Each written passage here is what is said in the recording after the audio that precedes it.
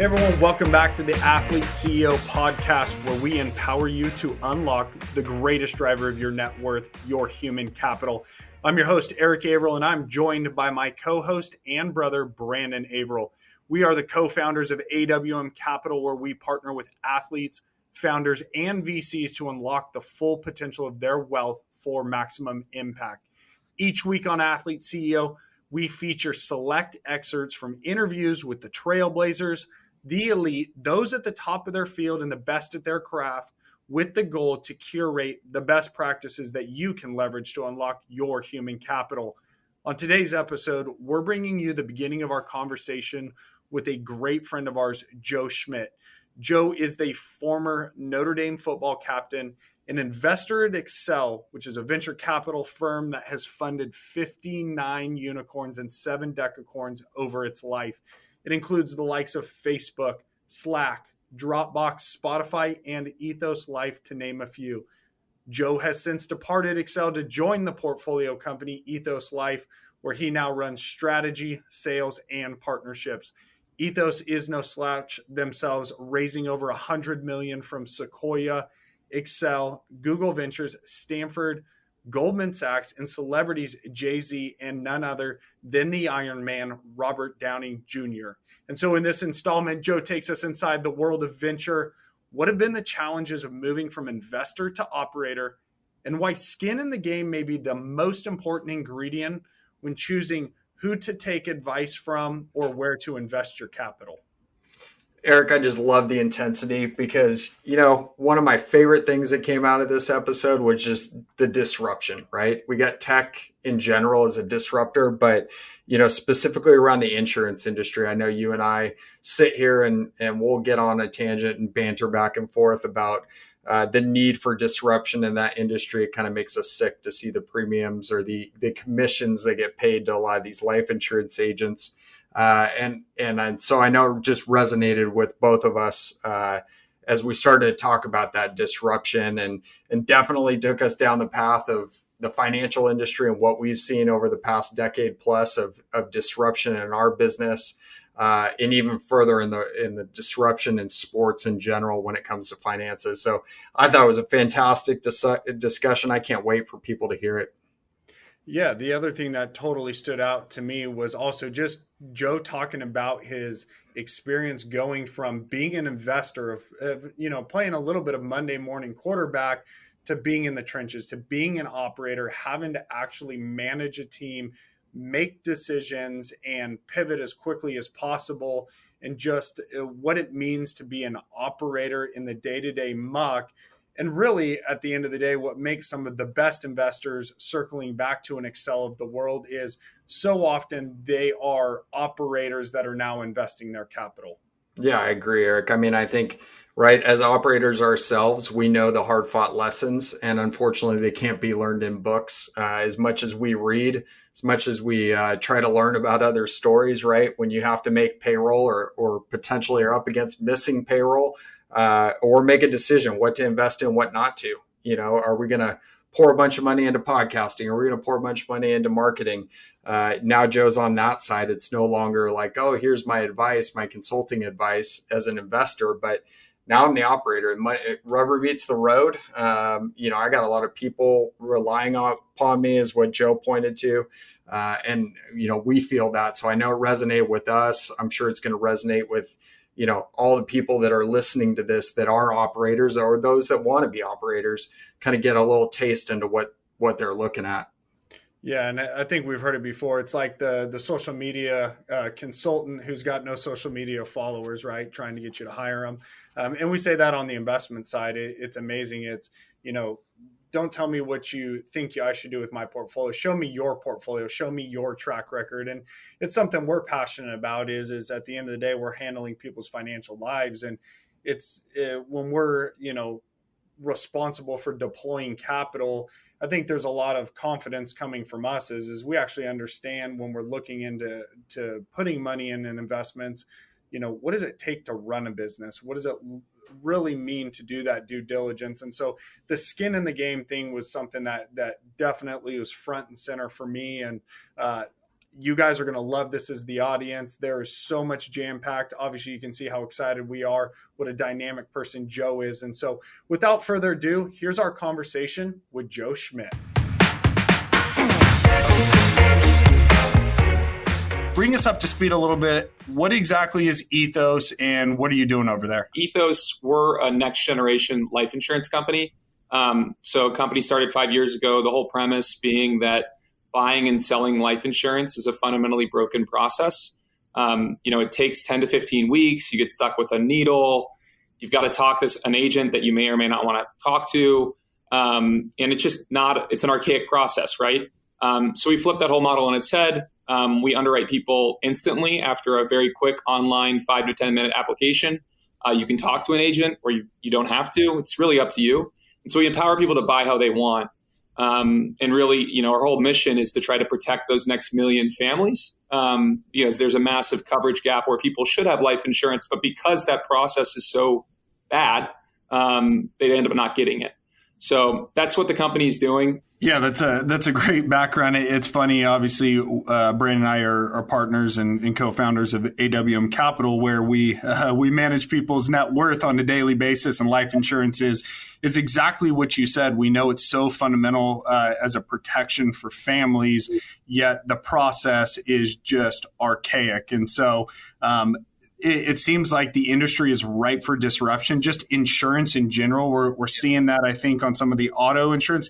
Can you give us, our audience, just a background of, like why you guys are attacking that industry, what you think the opportunity is? Would love to hear a lot more about that.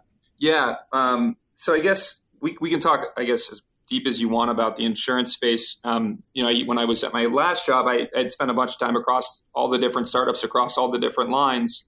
But really, when it comes to life insurance, you've got these companies and these distribution models that really haven't changed in 150, sometimes close to 200 years. So there's these legacy infrastructures where you've got a whole bunch of different things playing. Like one, these tech stacks that are employed at some of the largest insurance companies are so archaic. They're written in coding languages that literally don't exist anymore. At some points, I've literally talked to companies where it's written in code that the guy who invented the code has been dead 30 years, but they have to maintain it because, information exists on this system that they need to access. And so when you have that, and these companies also grow through acquisitions or, whatever it might be, it ends up becoming this amalgamation of different technologies that they're trying to stitch together. So that's something that really, slows down innovation there. They also, obviously there's the inertia of being a massive, massive company, when you look at the Fortune, 50, how many of them are insurance carriers, right? They're massive businesses. And then you look at, the channel conflict that's present at, most of these insurance companies. They've been doing business for, 150 years, selling through an insurance agent. So maybe they're captive, maybe they're not, but their product has been built for that channel. Right, so they're not meant to be selling online direct to a consumer. They don't know how to do that yet. So you kind of have all of those things, coming together, and then simultaneously you've got kind of the economy, or rather the environment in 2020, which is super low interest rates, which compress profit margins for them. So they're trying to find different ways to make money. To make their, profits work.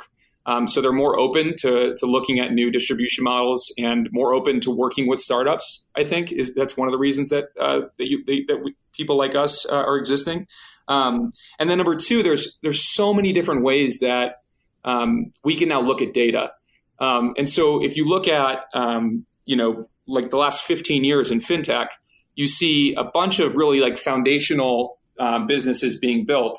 You got the Stripes of the world for payments. You've got Plaid that allows you to, connect your bank account. There's so many different things that kind of enable, these next generation evolutions in technology. And for us, we are able to use some of those things to, access different data sets that otherwise would not be, able to be accessed, 10 years ago. Or there may be data that exists on someone that maybe didn't exist 10 years ago. And that can inform our pricing decisions in ways that were before not possible. And we're not shackled to those legacy tech infrastructures like some of our incumbent competitors, right? So obviously there's a long way for this industry to go. But I think those are some of the high level trends as to why insurance is kind of undergoing this, really rapid transformation period. So anyway. Yeah, I find that obviously super interesting. The fascination. I mean, life insurance is just not a fun process for most people to go through. So it's not surprising that, this is an industry you guys are attacking. And I mean, just hearing the depth of knowledge, I go back to, us sitting in a conference room at Accel when we reconnected a little bit, and you talking about jumping into your whole thesis on the insurance side. So I definitely want to get to your experience at Accel and what that was like and everything. But I thought it might be fun just to hear, your unique experience being on the investing side in this space, but then also flipping over to the operating side and maybe contrast, like what are the differences? I'm sure they're vast. What were your challenges in leaping over? You already had some of that institutional knowledge from your research on the investing side, but what's it like to be on the operating side? Yeah, I mean, it's a great question. I think, one of the toughest things about jumping in is, when you're sitting in the investing chair or you're kind of, as like a coach to a player, it's really easy to see something when you're, sitting in the press box. And, I'll use the football analogy, like play action pass becomes really easy to dissect when you're, 100 feet in the air and everything's clear. But when you're in the trenches, it's such a different experience, and it's so much harder to get things done. And the models are just less clear. So I think transitioning from more of, from a coach type thing, advisor type role, and then jumping into the fray, you got to realize that it's just obviously it's a lot more difficult to make these changes than you think. And at the end, and then you got to recognize, like, you can just kind of say, like, oh, like this is obvious, you should go do whatever this thing is. And when you're an investor, it's like, oh, well, you're a startup, like you guys can just move so much faster and so much more efficiently than your competitors. But that's obviously not always true, right? There's a reason that these companies are, unbelievably, successful and have been, around for 100 plus years as institutions. They do a great job. So I think like that for me has been like a big transition, is just trying to understand what it's like to really get things done, versus just like kind of looking at things and analyzing, what needs to happen. It's fascinating. And I would bet, I mean, it's why we see also so many operators, right, go back to the venture side and do the coaching, I would imagine. But maybe, if you could share with us a little bit too, I mean, how much you go into it, your story of being at Accel, showing up, and I think it would be valuable for a lot of our listeners just to hear about how'd you end up at Accel? Obviously the athlete background, how much did that benefit you? And then what was it like? I think so many people think, hey, I'll utilize my connections, show up, and it's all going to be, rosy. So I'd love if you're willing to share a little bit about, what Accel was like when you showed up. Yeah, no, I'll make some fun of myself. So, I was fortunate when I was at Notre Dame. I spent some time as an undergrad and then a little bit post grad working for our endowment. And that was really my first foray into investing. And trying to understand, really what venture capital was, and everything like that. But you're really indirect investing into it, in that you're investing into a fund, and then that fund is making investments in companies, right? So it's like you're really detached. And when I came to Accel, it was obviously just like a massive learning curve for me. There was like, I kind of almost, when I tell people about it, I say, it was like standing on like a cliff, and you're like rock climbing, and you've got to continue going up. There's this sheer wall of just like granite or whatever, like there's no folds whatsoever. And then 13 feet above you is like a ledge that you've got to somehow jump and grab, and then manage to pull yourself up by your fingertips. That's what it felt like joining Accel. let me just be very clear. I do not have a vertical leap like that.